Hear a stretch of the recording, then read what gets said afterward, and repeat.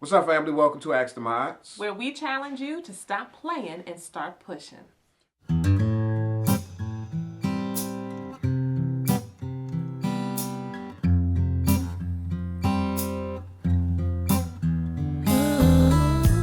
This is my sexy wife, Fiona. And this is my adorable husband, Ayize. Welcome, y'all. Welcome to Ask the Ma'ats. What do we do? Who are we? We be the Ma'ats. We answer your questions. We give our advice. We do give our opinions. And we always keep it 100% Real. real. All right, y'all. We getting ready to keep it real again today. Here comes the question we have for today. I am a 27-year-old male, and I only like to have sex in order to bear children. Is this wrong, or is there something wrong with me? I do not do it for pleasure or anything similar to that. Imagine that. I am not embarrassed. 27? Yeah, 27. He says, I'm not embarrassed to ask this question because you all cannot see me anyway, nor do you know me. We'll go on ahead and keep it real. That's the whole purpose of this, that folks can be able to ask what they need to ask and get another opinion about it, and be anonymous if you want to. So, honey, this 27-year-old young man says he just wants to have sex to have children. He's not interested in it. You got something on your face. Okay, thanks. All right, so you asked the question whether or not it's a problem that you only want to have sex to bear children. Now, what I'll say is that, there is this philosophical frame of thought that goes back centuries, referencing people who, pretty much see sex as like, a sin, pretty much see sex as like dirty and shameful, and that it should only be used for procreation. So that right there, that thought does exist out there. But, also, a good majority of people do speak about the fact that they enjoy sex for pleasure.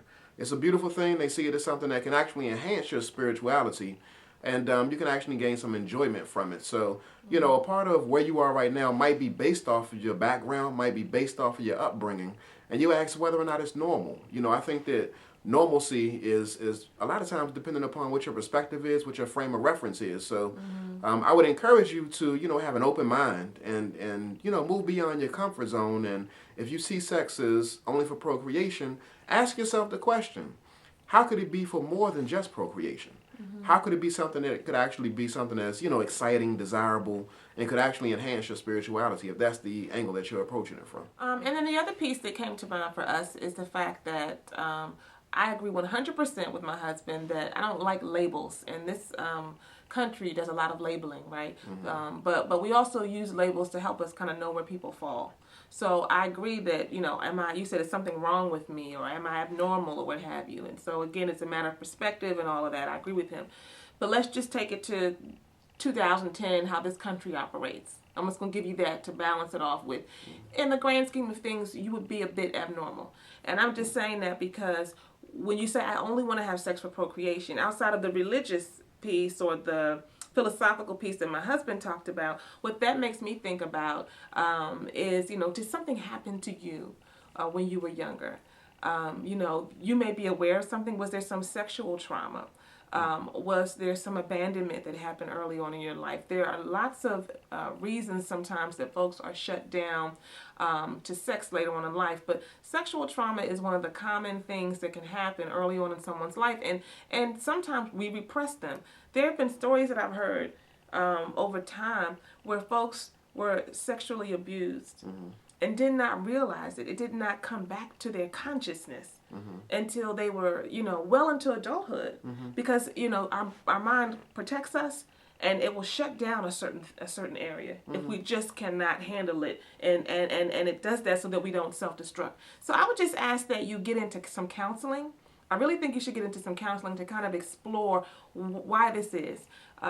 Because most human beings, even those who take this philosophical approach that my husband lifted up and shared, they do that, but they have to kind of resist the natural wantings, the natural yearnings to be intimate with another human being. Yeah. That when I'm in a relationship or I love someone, that I want to feel them, I want to touch them, I want to be close to them.